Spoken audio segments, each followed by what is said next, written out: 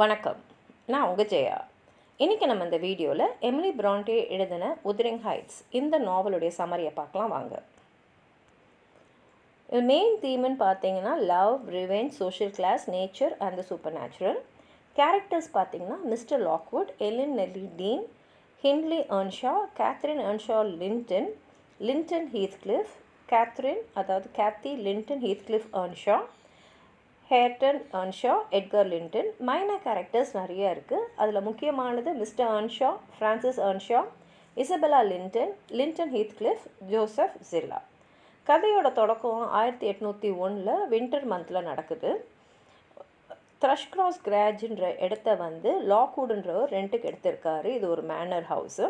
இது இங்கிலாந்துலேருந்து கொஞ்சம் தள்ளி ஒரு மோர் கண்ட்ரியில் இருக்குது. அதாவது ஒரு வயல்வெளி நிறைஞ்ச ஒரு இடம். இங்கே தான் அவர் அந்த த்ரஷ்கிராஸ் கிராஞ்சோடைய ஓனரான லேண்ட்லார்டான ஹீத்கிளிஃபை பார்க்குறார். ஹீத்கிளிஃப் ஒரு பெரிய பணக்காரர். அவர் ஒரு ஏன்ஷியன்ட் மேனரான உதரிங் ஹைட்ஸில் தான் தங்கியிருக்காரு. அது த்ரஷ்கிராஸ் கிராஞ்சிலேருந்து ஒரு 4 மைல் தள்ளி இருக்குது. ஒரு நாள் பயங்கர காற்று, புயல் அந்த மாதிரிலாம் இருக்கும்போது லாக்வுட் வீட்டில் இருக்கார். அந்த வீட்டோடைய ஹவுஸ் கீப்பர் நெல்லி டீனோட அவர் பேசிக்கிட்டு இருக்கும்போது அவர் ஹீத்கிளிஃபை பற்றியும் அவர் தங்கியிருக்கிற உதரிங் ஹைட்ஸை பற்றியும் கேட்குறாரு. அப்போ நெல்லி அவங்க சொல்கிறாங்க, நான் அந்த குடும்பத்தில் அந்த இடத்துல தான் நான் வளர்ந்தேன் அப்படின்னு சொல்லிட்டு அவங்க ஞாபகங்கள்லாம் சொல்கிறாங்க.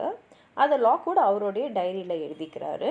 நெல்லி அவங்க குழந்தை பருவத்துலேருந்து நடந்ததை சொல்கிறாங்க. ஏன்னா சின்ன வயசுலேருந்தே அவங்க உதரிங் ஹைட்ஸில் தான் வேலை செஞ்சுட்டு இருக்காங்க. அதோட ஓனர் மிஸ்டர் ஏர்ன்ஷா, அவரோட குடும்பத்தோடு அவங்க இருந்தார். ஒரு வாட்டி மிஸ்டர் ஏர்ன்ஷா லிவர்பூலுக்கு போயிட்டு திரும்பி வரும்போது ஒரு அனாதை பையனை அழைச்சின்னு வராரு. தன்னுடைய 2 பசங்களோட அவனையும் வளர்க்கலாம் அப்படின்னு முடிவு பண்ணுறாரு. அந்த பையனை பார்த்த உடனே ஏர்ன்ஷாவோட பசங்களான ஹின்லி அவரோட மகனும் கேத்ரின் அவளுடைய மகளுக்கும் பிடிக்கவே இல்லை. ஏன்னா அவன் கொஞ்சம் டார்க் ஸ்கின்டாக இருந்தான்.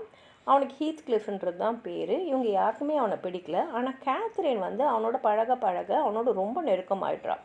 2 பேரையும் தனியாகவே பார்க்க முடியாது. எப்போதும் ஒன்றா தான் இருப்பாங்க, ஒன்றா தான் விளையாடிட்டு இருப்பாங்க. மிஸ்டர் ஏர்ன்ஷாவோட மனைவி இறந்துட்ட அப்புறம் பார்த்தீங்கன்னா அவருக்கு ஹீத்கிளிஃபோட ரொம்ப ரொம்ப பாசம் அதிகமாகிடுது. அவரோட மகனை விட அவருக்கு ஹீத்கிளிஃபை தான் ரொம்ப பிடிச்சிருக்கு. இதை பார்க்குற ஹின்லிக்கு ரொம்ப கோவம் வரும். ஏன்னா என்னுடைய அப்பா என் மேலே ஆசை இல்லாமல் ஹீத்கிளிஃப் மேலே ரொம்ப பாசமாக இருக்காருன்னு சொல்லிட்டு அவன் ஹீத்கிளிஃபை ரொம்ப வம்புக்கு எடுக்கிறது, கஷ்டப்படுத்துறதுலாம் இருக்கும்போது அதை பார்த்த ஏர்ன்ஷா என்ன பண்ணிடுறாருன்னா, சரி ஹின்லியை கண்டித்து பார்க்குறாரு. அவன் திருந்தலை. சரி அவங்ககிட்டேருந்து ஹீத்கிளிஃப் கஷ்டப்படாமல் இருக்கணும்னா அவன் எங்கேயாவது போய் காலேஜில் படிக்கணும்னு சொல்லி ரொம்ப தூரமாக அமுச்சு விட்டுறாரு. இது ஹின்லியை இன்னும் பாதிக்குது. ஏன்னா அவன் குடும்பத்தை விட்டு பிரிகிற மாதிரி ஆகிடுது. இப்போ ஏர்ன்ஷா என்ன பண்ணுறாருன்னா ஹீத்கிளிஃப் அவரோடையே வச்சுக்கிட்டு அவனை ரொம்ப பாசமாக பார்த்துக்கிறாரு. 3 வருஷம் கழித்து ஏர்ன்ஷா இறந்துடுறாரு. அதனால் உதரிங் ஹைட்ஸ் வாரிசான ஹின்லிக்கு வந்துடுது.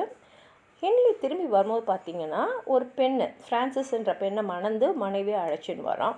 வந்த உடனே என் குடும்பத்தை விட்டு பிரியறதுக்கு ஹீத்கிளிஃப் தானே காரணம்னு சொல்லிட்டு அவனை ரொம்ப கொடுமைப்படுத்துகிறான். ஒரு சமயத்தில் அனாதையாக இருந்து அதுக்கப்புறம் ஏர்ன்ஷா கிட்ட வந்துட்டோன்னே அவ்வளோ செல்லத்தோடு வளர்ந்த ஹீத்கிளிஃப் இப்போ ஒரு சாதாரண வேலைக்காரனாக வயல்வெளியில் வேலை செய்கிற நிலைமைக்கு தள்ளப்படுறான்.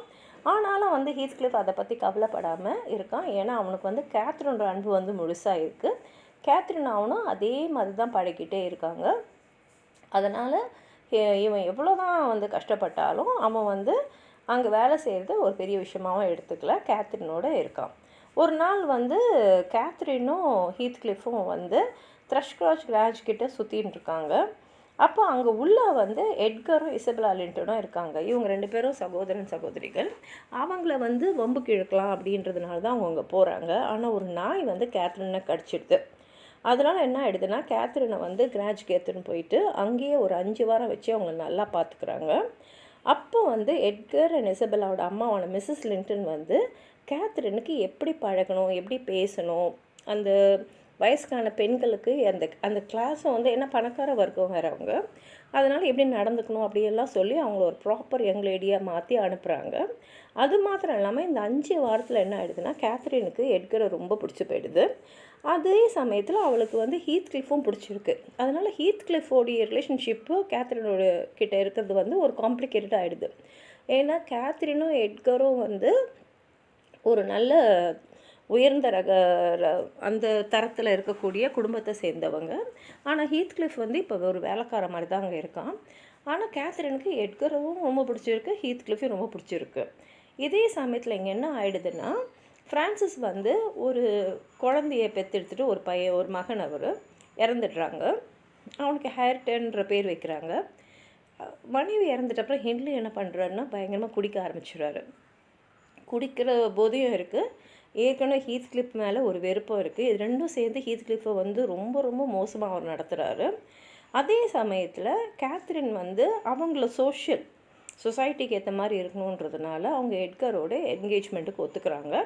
எட்கர் லிண்டனுக்கும் கேத்ரின் ரொம்ப பிடிச்சிருக்கு. அதனால் வந்து 2 பேரும் வந்து மனசொத்து தான் திருமணம் பண்ணிக்கிறாங்க. ஆனாலும் கேத்ரினுடைய மனசில் ஹீத்க்ளிஃபும் இருக்கார். ஹீத்க்ளிஃபால் இந்த என்கேஜ்மெண்ட்டை ஏற்றுக்கவே முடியல. அதனால் அவர் உதரிங் ஹைட்ஸ் விட்டு ஓடி போயிடுறாரு.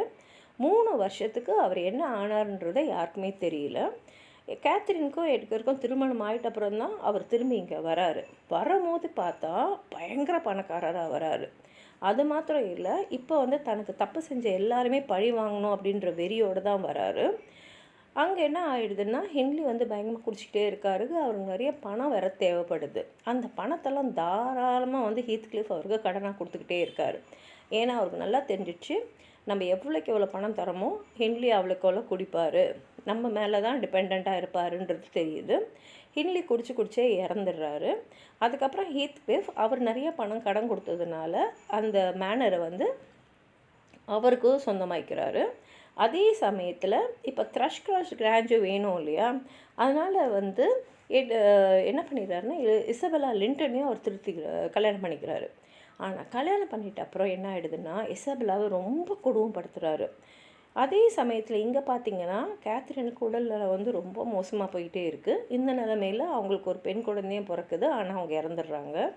அவங்க இறந்த உடனே பார்த்திங்கன்னா ஹீத்க்ளிஃப் வந்து கேத்ரின் ஒரு ஸ்பிரிட் கிட்ட போய் கெஞ்சுறாரு, என்னை இங்கே தனியாக விட்டு போயிடாத, நீ எந்த ரூபத்தில் இருந்தாலும் பரவாயில்ல, மனித ரூபத்தில் இருந்தாலும் பரவாயில்ல, நீ ஸ்பிரிட்டாவது நீ என் கூடிய தான் இருக்கணும், நீ இல்லாமல் நான் தனியாலாம் இருக்க மாட்டேன் அப்படின்ற மாதிரிலாம் பேச ஆரம்பிச்சிடுறாரு. இதே சமயத்தில் இசபெல்லா என்ன பண்ணிடுறாங்கன்னா, இவரோட குடும்பம் தாங்காமல் அவங்க லண்டனுக்கு போயிடுறாங்க. அங்கே வந்து அவங்களுக்கு ஒரு ஆண் குழந்தை பிறக்குது. அதாவது ஹீத்க்ளிஃப்க்கும் இசபெல்லாவுக்கும் குழந்தை. அவங்க தன்னோட குடும்ப பேரான லிண்டனை அவனுக்கு பேர் வச்சுட்டு அவனை அங்கேயே வச்சு வளர்த்துட்டுருக்காங்க. 13 வருஷம் இப்படி போகுது. அந்த நேரத்தில் தான் வந்து கேத்ரின் இழந்துட்டதுனால கேத்ரினோட பொண்ணை வந்து நெல்லி தான் பார்த்துக்குறாங்க. அவங்கள வந்து த்ரஷ்கிராஷ் கிராஞ்சில் தான் வச்சு பார்த்துக்குறாங்க. கேத்தியும் ரொம்ப அழகான ஒரு பொண்ணாக வளர்குறா. அவங்க அம்மா மாதிரியே இருக்கா. ஆனால் என்னென்னா, அவங்க அப்பாவுடைய கவனமான வளர்ப்புலனால அவள் ரொம்ப ஜென்டில் கேர்ளாக வளர்றா.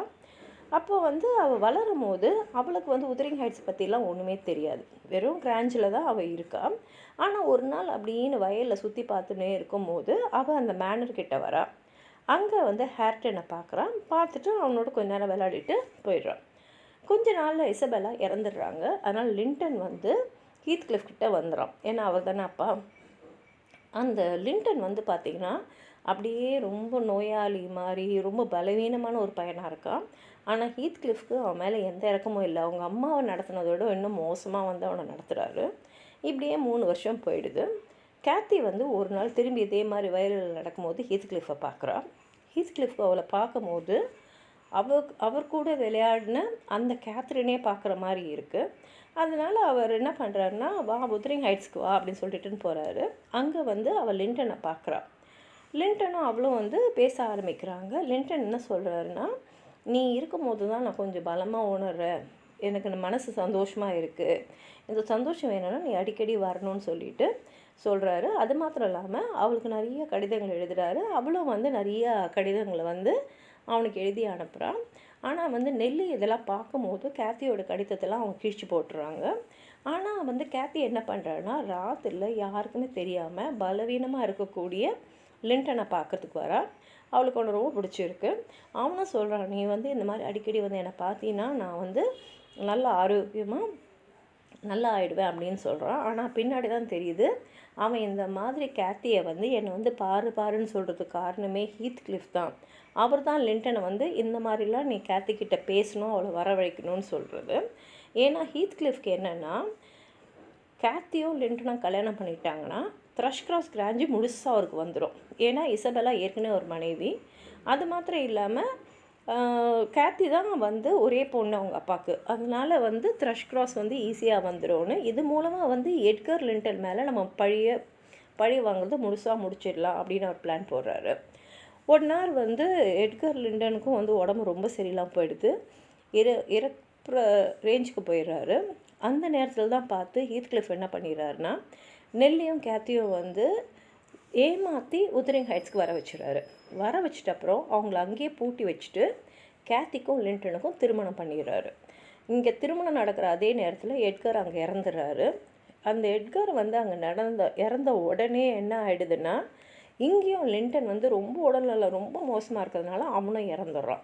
ஆனால் அதுக்கு முன்னாடியே கேத்திக்கும் அவனுக்கும் திருமணம் ஆனதுனால ஹீத்க்ளிஃப்க்கு உதரிங் ஹைட்ஸும் கையில் ஏற்கனவே இருக்குது, த்ரஷ் கிராஸ் கிரான்ச்சும் இப்போ அவன் கையில் வந்துடுச்சு. அவன் என்ன பண்ணுறான்னா, கேத்தியை அங்கேயே இருந்து ஒரு வேலைக்காரி மாதிரி நடத்தின்னு இருக்கான். த்ரஷ் கிராஸ் கிராஞ்சை தான் லாக்வுட்டுக்கு அவன் வாடகைக்கு விட்டுருக்கான். இதுதான் வந்து நடந்த கதை. இதோட வந்து நமக்கு லாக்வுட்டுக்கு எல்லாமே புரிஞ்சிடுது. ஆனால் கேட்ட உடனே இவ்வளோ மோசமான ஆளா, ஐயோ அப்படின்னு சொல்லிட்டு அவர் என்ன பண்ணுறாருன்னா, சரின்னு சொல்லிட்டு அவருடைய அந்த த்ரஷ் கிராஸ் கிராஞ்சோட டெனன்சியை முடிச்சுட்டு லண்டனுக்கு போயிடுறாரு. ஆனாலும் ஒரு 6 மாதம் கழிச்சு அவர் திரும்பி இங்கே வரும்போது நெல்லியே பார்க்குறாரு. இந்த 6 மாதத்தில் என்ன நடந்ததுன்னு கேட்கும் போது தான் அவருக்கு புரியுது. அதாவது கேத்தி அங்கே முதல்ல இருக்கும்போது அவளுக்கு வந்து ஹேட்டன் வந்து படிக்கலை, ஒன்றுமே தெரியாமல் இருக்கிறது வந்து அவளுக்கு முதல்ல கேலிக்குரிய ஒரு விஷயமா இருந்தாலும் பழக பழக பழக கேத்திக்கே ஹேர்டனை ரொம்ப பிடிச்சிடுச்சு. ஏன்னா அவங்க 2 பேரும் உதரிங் ஹைட்ஸில் ஒன்றா இருக்காங்க, ஒருத்தருக்கு ஒருத்தர் உதவியாக இருக்காங்க. அதே சமயத்தில் ஹீத்க்ளிஃப்க்கு எப்படின்னா, அவரோட விளையாடின, அவரோட பழகின, அவரை ரொம்ப விரும்பின கேத்ரினோடைய ஒரு அப்சஷன் வந்து ரொம்ப அதிகமாக போயிடுது. எந்த அளவுக்கு போகுதுன்னா, அவருக்கு வந்து அவளை பார்க்குறதாவும் அவளோட பேசுகிறதாவும் அவருக்கு உணருது. அவளுடைய ஆவி வந்து தன்னோட பேசுகிற மாதிரி அவருக்கு இருக்குது. எத்தை பார்த்தாலும் அவர் கேத்ரின் ஞாபகமாக இருக்குது. ஒரு நாள் வந்து ராத்திரி அப்படின்னு அவர் வயலில் நடந்துனே போகும்போது அவர் வந்து உயிரை விட்டுறாரு. இப்போ ஹேர்டனும் கேத்தி மட்டும்தான் உதரிங் ஹைட்ஸ் அண்ட் த்ரஷ் கிராஸ் கிராஞ்சில் இருக்காங்க. அவங்க 2 பேரும் வந்து அடுத்த நியூ இயரில் வந்து திருமணம் பண்ணிக்கலான்ற முடிவு பண்ணிடுறாங்க. ஏன்னா ஒருத்தர் ரொம்ப விரும்புகிறாங்க. இதை கேட்ட உடனே லாக்வுட்டுக்கு ரொம்ப சந்தோஷமாகிடுது. அது மாத்திரம் இல்லாமல் அவர் கேத்ரின் ஹீத்க்ளிஃப் புதைக்கப்பட்ட இடத்துல போய் அவங்க கல்லறைக்கு மரியாதையை செலுத்துகிற மாதிரி இந்த கதை முடிஞ்சிருக்கு. உங்களுக்கு எதாவது சொல்லணும்னு நினச்சிங்கன்னா கீழே இருக்கிற கமெண்ட் பாக்ஸில் எழுதுங்க. இந்த வீடியோவை லைக் பண்ணுங்கள், உங்கள் ஃப்ரெண்ட்ஸோடு ஷேர் பண்ணுங்கள். சப்ஸ்கிரைப் பண்ணாதவங்களாம் ப்ளீஸ் சப்ஸ்கிரைப் பண்ணி சப்போர்ட் பண்ணுங்கள். நன்றி.